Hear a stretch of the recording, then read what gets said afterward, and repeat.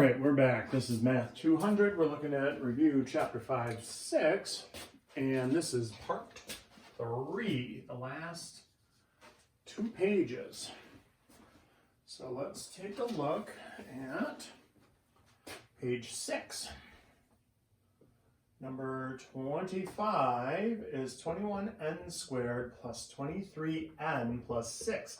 This is a very hard problem because they have a leading coefficient of 21 and you can't get rid of it. We can't divide it out. We can't like do the greatest common factor and make it a 1.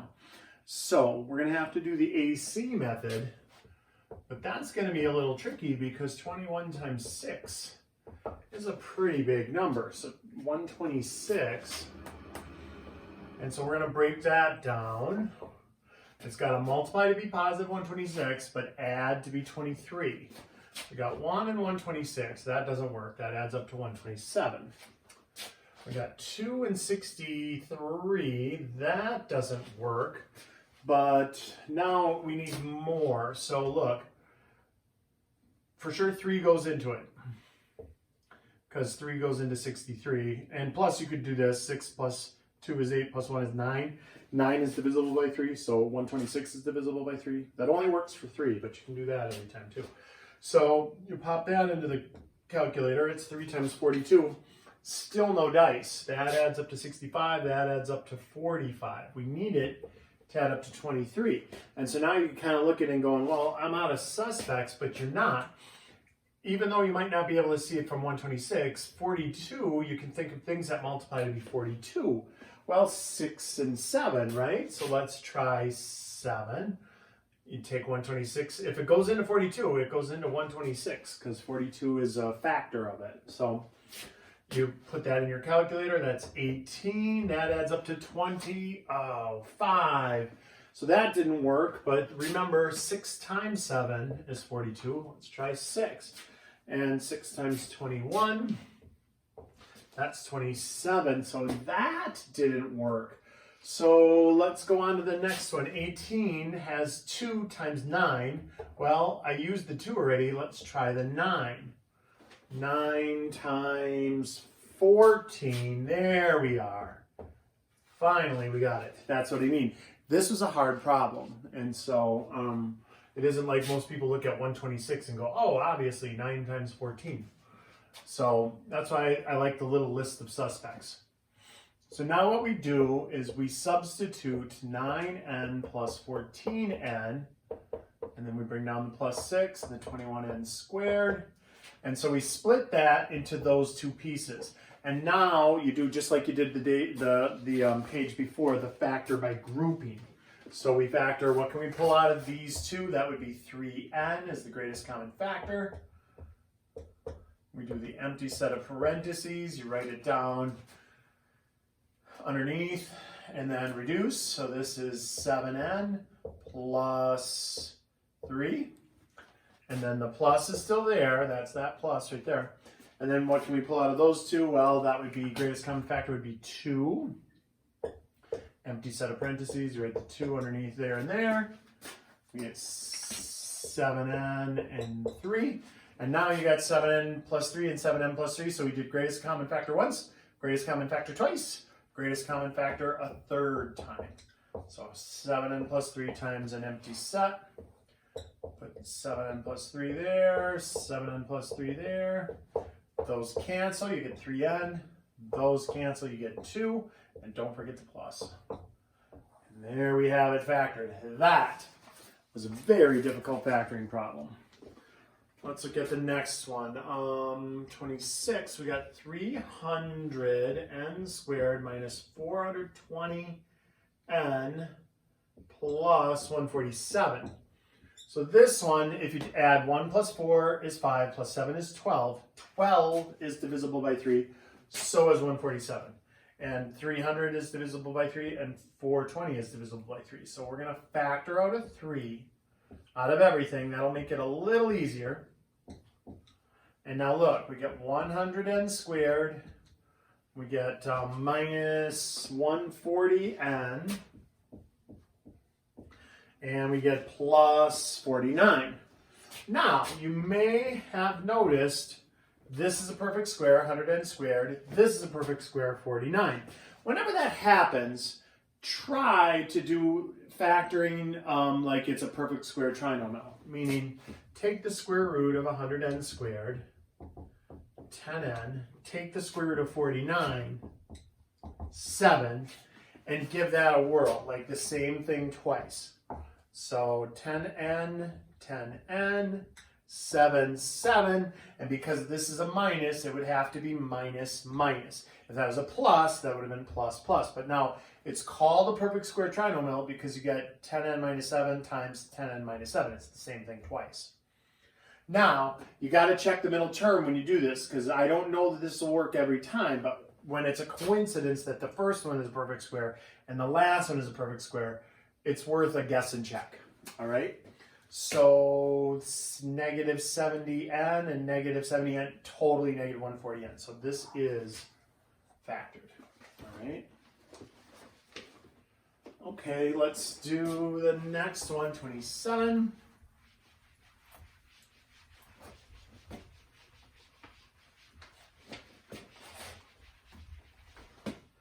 And so that is a perfect cube minus a perfect cube. And when we do the difference of perfect cubes, first things to do is express it as a perfect cube. So you're going to want to take the cube root of 125.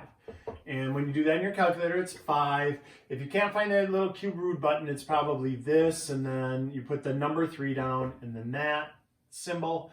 If you don't want to do that, you can do it like this. This is how I usually do it. You take it to the power key, and then a parenthesis 1 divided by 3. So to the 1/3 power, and then hit enter. And it'll kick out your 5. Okay, so that's always the first step. When you have the sum of cubes or the difference of cubes, you write that down. And now this is factoring, but it's factoring just with rules. It isn't like before where we had to find what multiplies to be this, adds to be that, or something. It's always a binomial times a trinomial. And when it's a difference, it's always minus plus plus is how the pattern goes. If it was a plus, then it goes plus minus plus. All right? Now it's just filling in these spots. These 5 spots get filled in. This one is always the cube root of the first thing, which is x. This one is always the cube root of the second thing, which is 5y. This one is always whatever you put down here times itself. So x times x is x squared. This one is always whatever you put right here times itself. So 5y times 5y is 25y squared. And the middle is those times each other. So 5xy. And you're done. And so it's factoring, but it's just kind of a memorized version of factoring. It isn't, there's not guessing and checking. There isn't multiplying to be this, adding to be that. It's just you get it into this form and then just fill it in. Let's get the last page, 28. It's 25c squared minus 81d squared. Now this is a perfect square, and this is a perfect square, and subtract. So this is the difference of 2 perfect squares. Again, very similar to this, you do it with a process instead of with like figuring out what multiplies to be this and adds to be that. It's just you take the square root of the first thing, that's 5c. You take the square root of the last thing, that's 9d. And then you write 5c, 5c, 9d, 9d. And now this time, because it's the difference of 2 perfect squares, there is no middle term. There is no cd term. And so that's always one gets a plus and one gets a minus. There's always one of each. So the middle term, 45 CD and negative 45 CD, cancel off. That's why it's not there. So difference of 2 perfect squares, square root of the first thing, square root of the second thing. Write down your numbers and put a plus and a minus in between it. All right, 29 is, they already did the fun part. They did the factoring, 3q plus 1 and 8q plus 8, and it equals 0. And they want you to find the 2 answers. There's 2 answers. And so you just take 3q plus 1, set that equal to 0. 8q plus 8, set that equal to 0. And now we go back to chapter 2, solving two-step equations. You subtract 1 to isolate the variable. So you have 3q is equal to -1, and then you divide by 3. So q is equal to -1/3. And subtract 8. And divide by 8. And q is equal to -1. And so, yeah, they did the fun part. Oh, here, on number 30, we get to factor and solve. Ooh, and it's 3 solutions. Ooh, and 31 is a word problem with 2 different sets of solutions. That's going to be fun.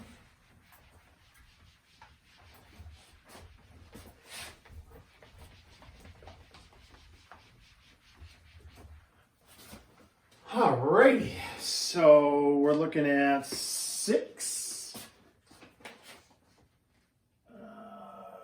30. 6x cubed plus 34x squared plus 20x equals 0. And the fundamental theorem of algebra tells us if I'm given a third-degree equation, I have to find 1, 2, 3 solutions. So this one's going to be a fun one. So what can we factor out of all of those? We can't get the 6 out, but we could get a 2x out. So we're going to factor out a 2x, big old empty set of parentheses, divide that by 2x, that by 2x, that by 2x, and we're left with 3x squared plus 17x plus 10. So drat, we have a leading coefficient that we can't get rid of. So I'm going to say let's use the AC method. So that is 3 times 10, that is A and that is C. It's called the AC method because AX squared plus BX plus C is standard form of a second degree equation. And so polynomial, so 30.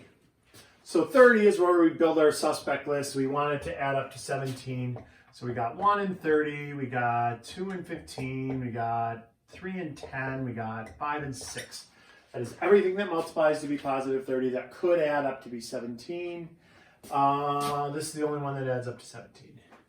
So we are going to sneak that in. Instead of the 17x, we're going to put a 2x plus 15x, which is equivalent to 17x. You bring down the 10, you bring down the 3x squared. Oh, don't forget the 2x kicker, and it equals 0. And now we do factor by grouping. We got 1, 2, 3, 4 things because we spread them out. We cut that up, okay? And so we got the 2x is still there, and the parentheses is still there. But now we're going to do an x out of the first 2. And that'll give me 3x plus 2. And then 5 out of the second 2. And that'll give me 3x plus 2. That's how I like this method. I really like the AC method because you know you did it right. You got the same binomial twice. So it's kind of a built-in check for you. So we got this 2x here. We've got 3x plus 2. We're factoring out. So we're factoring out that binomial. And that means we write it down, empty set of parentheses. And now we write it underneath what you factored out, and then see that cancels, you get the x. That cancels, you get the 5, and the plus is still there. And so here we have 2x times quantity 3x plus 2 times quantity x plus 5, and that equals 0. So now for the fun part. So now we're going to set this equal to 0. We're going to set this equal to 0, and we're going to set this equal to 0. And these are different, difficulties of solving. This one's pretty easy. Subtract 5 from both sides. And there's one of our 3 solutions, -5. This one is a little harder. We got to isolate the variable, so subtract 2. And then it's an ugly little fraction answer. Divide by 3. So x is equal to -2/3. second answer. And now, believe it or not, this one is the one that most people screw up on this. We divide both sides by 2, and 0 divided by 2 is just x equals 0. So 0 will work, negative 2/3 will work, and negative 5 will work. That means if I put negative 5 in, everywhere where I see an x, it'll work out to be 0. And if I put a negative 2/3 in everywhere I see an x, it'll work out to be 0. And if I put 0 in everywhere I see an x, it'll work out to be 0. So those are our 3 solutions for number 30. That was a pretty challenging problem. All right. Okay, and then the last one is a word problem, but not a real life word problem, like 2 consecutive odd integers. So you've got to think about what that means. Integers are positive or negative whole numbers. Consecutive means right in a row. So if I had a number line like 5, 6, 7, 8, 9, 10, 11, and I said, well, 9 was an odd number, and then the next consecutive odd number is 11. If I said 5 was my odd number, the next consecutive odd is 7. So look, if I strip away the number part, and I don't show you that, and I say this is x, well, then the next consecutive odd number is going to be here at x plus 2. It's going to be 2 away, not just 1 away. All right? So it says the product of 2 consecutive odd integers. So we're looking at x times x plus 2 is equal to 195. Product means time, so now we have ourselves, and they actually have 2 sets of answers here that we have to put in. So that means x squared plus 2x equals 195. We subtract 195 from both sides. X squared plus 2x minus 195 equals 0. And now we want to try to think of what multiplies to be negative 195. Ay, ay, ay. So list the suspects for negative. We're trying to figure out what multiplies to be that, but adds up to be that. So negative 195, I know negative 1 and 195, negative 195 and 1. So those don't work. So let's try 5, negative 5. And if I go 5, that's what, 3, 30, what is that? 3, and then 15, 45 is 9, 39. So that didn't work, negative 39 and 5.